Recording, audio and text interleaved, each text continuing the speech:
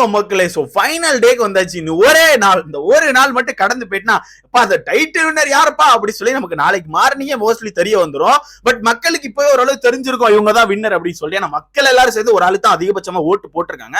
நான் கவனிச்ச வரதுக்கு மக்கள் அதிகபட்சமா ஒரு 80% பீப்புள் வச்சுக்கலாம். ஒரு 80% பீப்புள் வந்து ஒரே பர்சன் தான் அதிகமா டார்கெட் பண்ணி ஓட்டு போட்டிருக்காங்க.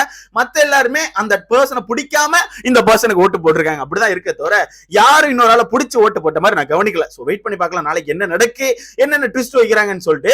பட் இந்த சீசனை பொறுத்தவரை ஒரு ஸ்பெஷல் இருக்கு. என்னன்னா ஒரு கேவலமான சீசன், ஒரு டாக்ஸிக் அண்ட் கேவலமான சீசன். கடைசி நாள் கூட நாங்க வன்மத்தை கக்குவோம், கடைசி நாள் கூட எங்களோட கேவலமான எண்ணங்களை வெளியே வச்சு கேவலமா இந்த வீட்டுக்குள்ள பேசுவோம் அப்படிங்கறத பண்ணிக்கிட்டு இருக்காங்க.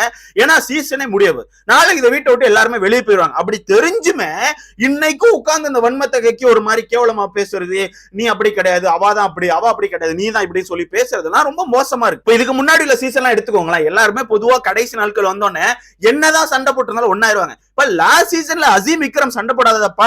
லாஸ்ட் சீசன் அசீம் விக்ரம் எவ்வளவோ சண்டை போட்டிருக்காங்க. அது வீட்டுக்குள்ளேயும் சரி வெளியே சொசைட்டியும் வச்சு கனெக்ட் பண்ணி பயங்கரமா சண்டை போட்டிருக்காங்க. அப்படி சண்டை போட்ட பர்சனே கடைசி 2-3 நாட்கள் பயங்கரமா ஒன்னா இருந்தாங்க. சிவின், அசீம், அப்புறம் நம்ம விக்ரம் எல்லாருமே பயங்கர ஒன்னா சுத்திட்டு இருந்தாங்க விக்ரமன். சோ இந்த வகையில இவங்க அப்படி ஒண்ணு கிழிக்கவே இல்லை இந்த வீட்டுக்குள்ள. அப்படி ஒண்ணு பெருசா இவங்க கிழிக்கவே இல்லை. பட் ஒண்ணு கிழிச்சிருக்காங்க. ஒரே ஒரு பர்சனை மொத்தமா ஒரு 8-9 பேர் சேர்ந்து டார்கெட் பண்ணி அட்டாக் பண்றாங்க. ஒரே ஒரு பர்சனை இப்பவும் அந்த வீட்டுக்குள்ள வந்து அட்டாக் பண்றதுக்கான காரணம் வந்து சிம்பிளா பிராவோ சொல்ற மாதிரி தான். இவங்க அந்த வீட்டுக்குள்ள பண்ண பிரச்சனைகள் காரணமாக மக்கள் மத்தியில உங்களுக்கு பயங்கரமான கெட்ட பேர் வச்சு செஞ்சுட்டாங்க. ஒவ்வொருத்தனுக்கு தனிப்பட்ட முறையில பேரை வச்சு கிளின்னு கிழிக்கிறாங்க.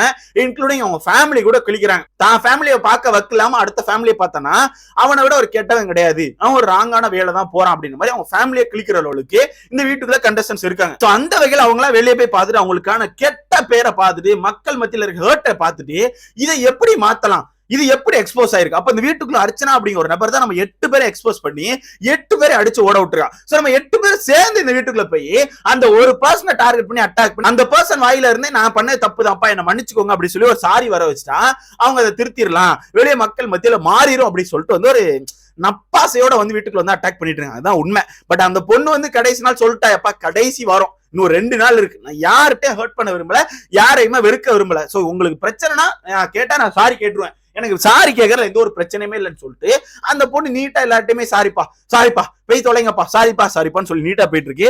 அந்த ஒரு ரீசனாலதான் மக்களுக்கு பிடிச்சிருக்கு. முக்கியமா அர்ச்சனா நிறைய பேருக்கு பிடிச்ச காரணமே அந்த பொண்ணு பின்னாடி பேசுனது இல்ல. மாயா, பூர்ணிமா, ஜோவிகா, விக்ரம்லாம் எடுத்துக்கோங்களேன், முன்னாடி சிரிச்சு பேசினாலுமே பின்னாடி போய் ரொம்ப கேவலமா தரங்கட்டத்தனமா பேசுவாங்க. பட் இந்த பொண்ணு எங்கேயுமே பேசினது இல்ல. இந்த பொண்ணு கவனிச்சுன்னா நம்ம பிரதீப் மாதிரி தான் நல்லா ஆக்டிவா சுத்திட்டு இருக்கோம். நைட் ஒரு 9-10 மணிக்கு மேல ஆல் பிளாட். எனக்கா ஒரு நாள் தான் மிட் நைட் வரத்துக்கு ஆளை பார்க்க முடியுது. அதுக்கு முன்னால கவனிக்க போட்டீங்கன்னா தூங்கிடுது.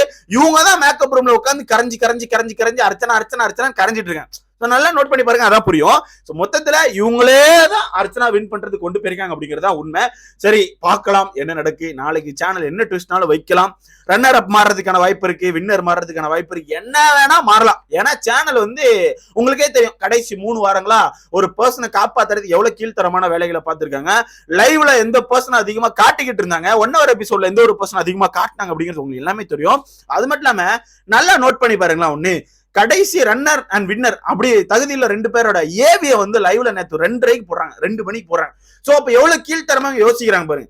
சோ அந்த 2 பர்சனுக்கான ஏவிய 2 மணிக்கு போடுறாங்க. நைட் 2 மணிக்கு எவன்டா உட்காந்து பார்த்துட்டு இருப்பான், கொஞ்சம் பேர் தான் உட்காந்து பார்ப்பாங்க. இதே மத்தாள்கள் ஏவிலாம் காலையிலே மத்தியானம் அப்படி இப்படின்னு போட்டு மக்கள் மத்தியில காட்டிட்டீங்க.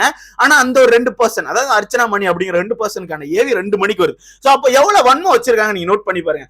பட் வன்மம் சொல்றதோட டைம் இல்லைன்னு சொல்லலாம். ஏன்னா கிழிச்சிட்டாங்கல்ல சீசன்ல, அப்படி டாஸ்கா வச்சு கிழிச்சு தள்ளிட்டாங்க, டைம் இல்லை இவங்களுக்கு. சோ வெயிட் பண்ணி பார்க்கலாம். உங்க கருத்தை சொல்லுங்க, யார் வந்து டைட்டில் வின் பண்ணா டிசர்வ், இந்த ஆள் தான் டைட்டில் வின் பண்ணுவாங்க அப்படின்னா உங்களோட கருத்தை மறக்காம கமெண்ட்ல சொல்லுங்க.